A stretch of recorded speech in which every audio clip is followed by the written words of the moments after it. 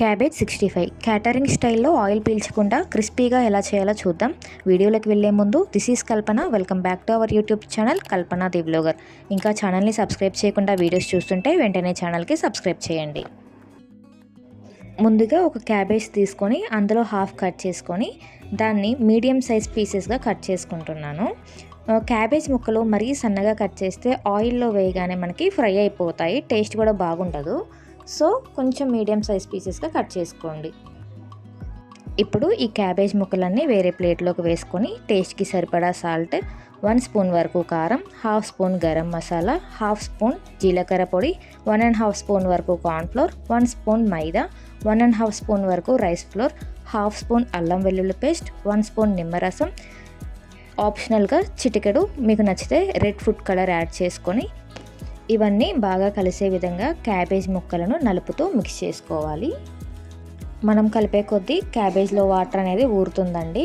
ఒకవేళ మీకు వాటర్ అనేది సరిపోకపోతే కొద్దిగా వాటర్ని స్ప్రింకిల్ చేస్తూ కలుపుకోండి. ఈ ముక్కల్ని కలిపిన వెంటనే మనం ఫ్రై చేసుకోవాలండి. ఒకవేళ మ్యారినేట్ చేస్తే క్యాబేజ్లో వాటర్ అనేది ఎక్కువ ఊరి మనం ఫ్రై చేసుకున్నప్పుడు ఆయిల్ అనేది ఎక్కువగా పీల్చుకుంటుంది. సో ఇప్పుడు ఇది ఫ్రై చేసుకోవడం కోసం మనకి ఆయిల్ అనేది హీట్ అయ్యి ఉందండి. సో క్యాబేజ్ ముక్కల్ని కొద్ది కొద్దిగా తీసుకొని ఇలా ఆయిల్లో పకోడీలాగా వేసుకోండి. ఒక సైడ్ ఫ్రై అయిపోయిన తర్వాత ఇంకొక సైడ్ కూడా ఫ్లిప్ చేసుకొని 2 సైడ్స్ బాగా ఫ్రై చేసుకోండి. కొంచెం క్యాబేజ్ ముక్కలు మెత్తగా ఉన్నప్పుడే మనం తీసుకోవాలండి. ఆరిపోయిన తర్వాత ఇంకొంచెం క్రిస్పీగా అవుతాయి. ఈ విధంగా క్యాబేజ్ ముక్కల్ని ఒకేసారి కాకుండా బ్యాచెస్గా 2-3 టైమ్స్ ఫ్రై చేసుకోండి. ఇప్పుడు 5 నుంచి 6 వరకు పచ్చిమిర్చి తీసుకొని ఆయిల్లో వేసి ఫ్రై చేసుకొని అందులోకి యాడ్ చేసుకోండి.